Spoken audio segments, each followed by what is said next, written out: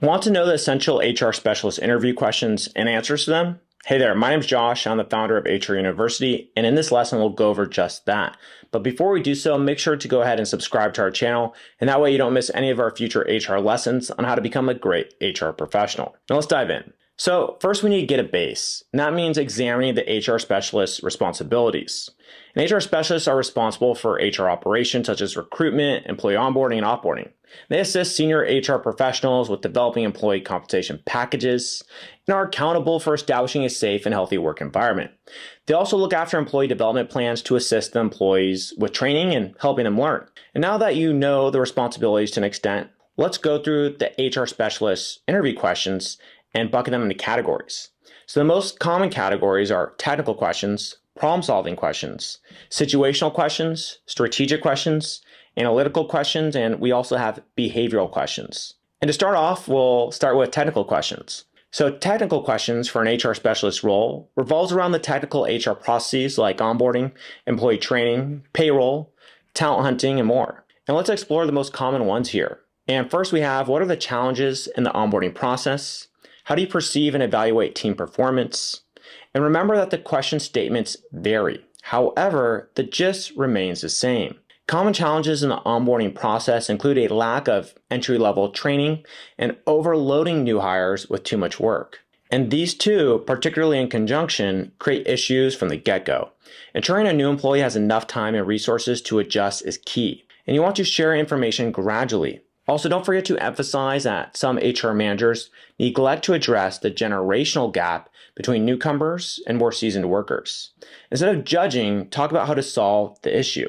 You can also mention how an unstructured onboarding process only exacerbates, so makes worse, the situation. Other issues to discuss are unclear goals and expectations, and too much negative feedback during the initial days at work. And finally, don't forget to mention your experience dealing with such challenges and how you were able to solve those challenges and the impact that they had.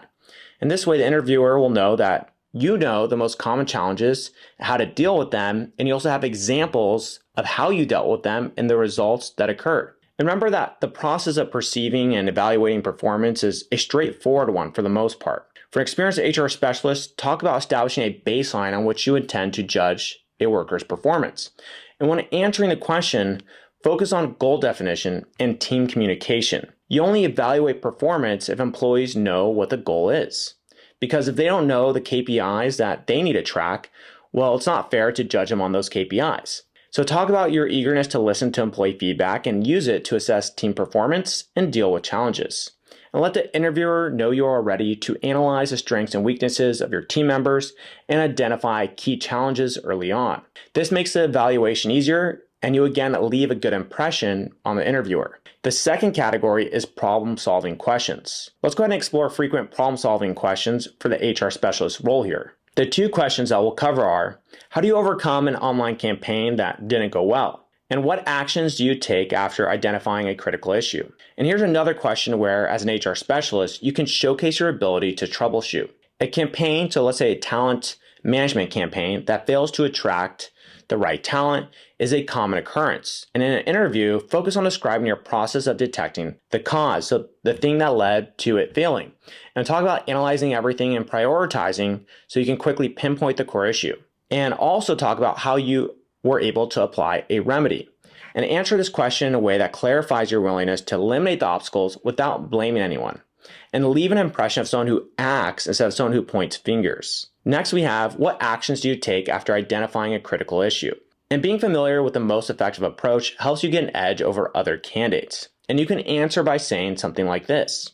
I think that issue impacts assessment and prioritization comes first, followed by the development of a robust, objective-driven strategy. And the next step is taking swift action and detailed evaluation of the results. And you don't need to be too technical, but focus on the solution and results. And the third category is situational questions. Most hiring managers like to test candidates with theoretical situations.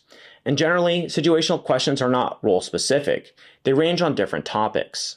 So let's go ahead and look at the common situational questions that interviewers ask HR specialists. Here we have, tell us about a situation where you resolved a conflict between two employees, and how did you respond to the junior employee's feedback and criticism? To answer this, ideally you'll draw from personal experience.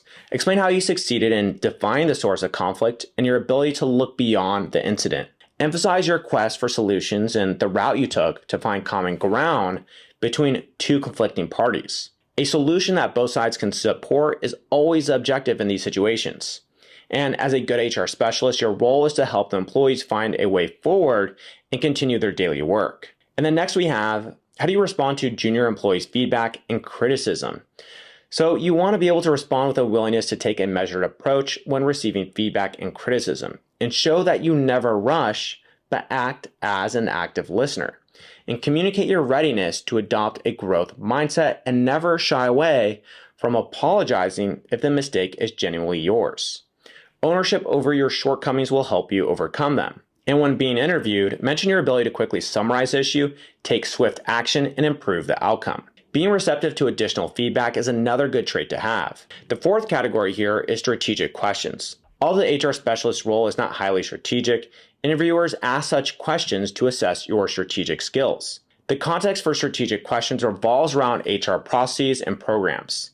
Let's go ahead and list the most common strategic questions. So how do you build better performing strategies? And what are the biggest challenges an organization faces in recruiting the right talent? So first we have, how do you build better performing strategies? You want to answer this question in a straightforward manner and give examples of completed projects in the last couple of years. Don't elaborate unless asked. And if the interviewer requests more details, outline your strategy. And each case in point needs to show your skill in identifying and solving poor performance issues. And you want to touch upon facilitating interactive training and getting your team involved. And having a story that requires implementing new technology will help you stand out from the crowd. And awareness of recent trends is also important in forming better performing strategies for the future. And when quizzed on this topic, it's best to start by mentioning most companies' mistakes, particularly with dealing with too many people. And you should highlight on the fact that the quality is much more important than the quantity. And the best way to hire the right people is often from a smaller pipeline of more qualified talent. And recruiters often contact prospective talent to talk about fresh ideas on how to stand out from the crowd and attract the right employees, and show that you can commit to building a better employer brand. Another thing worth mentioning is the cost of having a vacant position. You can also mention data-driven recruitment if you have experience with it. Now, the next category that we have up here is analytical questions. Analytical skills are must-have skills for an HR specialist in most HR positions. So let's go ahead and dive into some of the questions around these skills that interviewers might ask. First one is, how do you analyze a set of employee data? Then we have, how do you use analysis for employee development? And let's go ahead and dive in. So how do you analyze a set of employee data? Even if we are moving away from the hiring process, you want to maintain your focus on the data-driven approach. This is where you talk about a systematic and thorough way of processing data and putting it to good use. So know how to identify critical factors and bring forward new ideas through data. And often you can source them directly from your employees, so be able to gather the data from them. And explain how this will add value, increase productivity, and offer constructive feedback to your employees. And you should also know how to store this data within an HRIS system. And the next question that we have up is, how do you use analysis for employee development? Now, data analysis has clearly defined steps. Being familiar with each showcases your readiness to follow the rules while taking a proactive approach. The first step is determining the desired outcome, followed by linking that said outcome with employee behavior. And next, it's crucial to identify trainable competencies, evaluate them, and figure out any present gaps. And always mention prioritized training needs, determining how to train, and assessing the costs. And ultimately here, the evaluation will help you ensure the process is worthwhile. And the last category of questions is behavioral questions. Behavioral questions help an interviewer judge how you react in a specific situation. And here are the most frequent ones. How do you ensure the employees comply with work policies?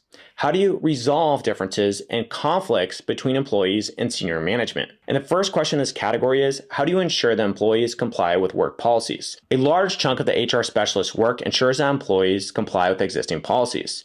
This question is likely to appear in any interview you attend.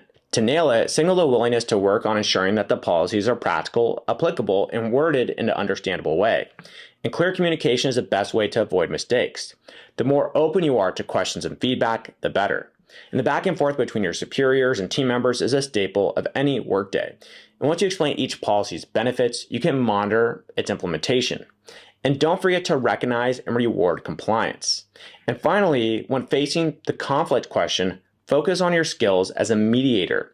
If you can give practical examples of implementing an open door policy, that's great. And your ability to determine the severity of the conflict and the encouragement of both parties to work it out is what really counts here. And also, establishing and maintaining clear lines of communication are at the core of every HR specialist job, coupled with compliance with company rules and fair judgment.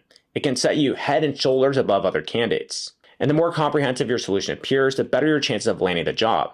And there we have it. We just covered a number of common HR specialist interview questions. If you feel like you have a much better idea of how to answer them so you can get the HR specialist job you want, make sure to go ahead and like this video, subscribe to our channel, and that way you can keep up to date with all of our lessons on how to become a great HR professional. And again, my name is Josh. I'm the founder of HR University, and I'll go ahead and see you on some of our following lessons. Cheers.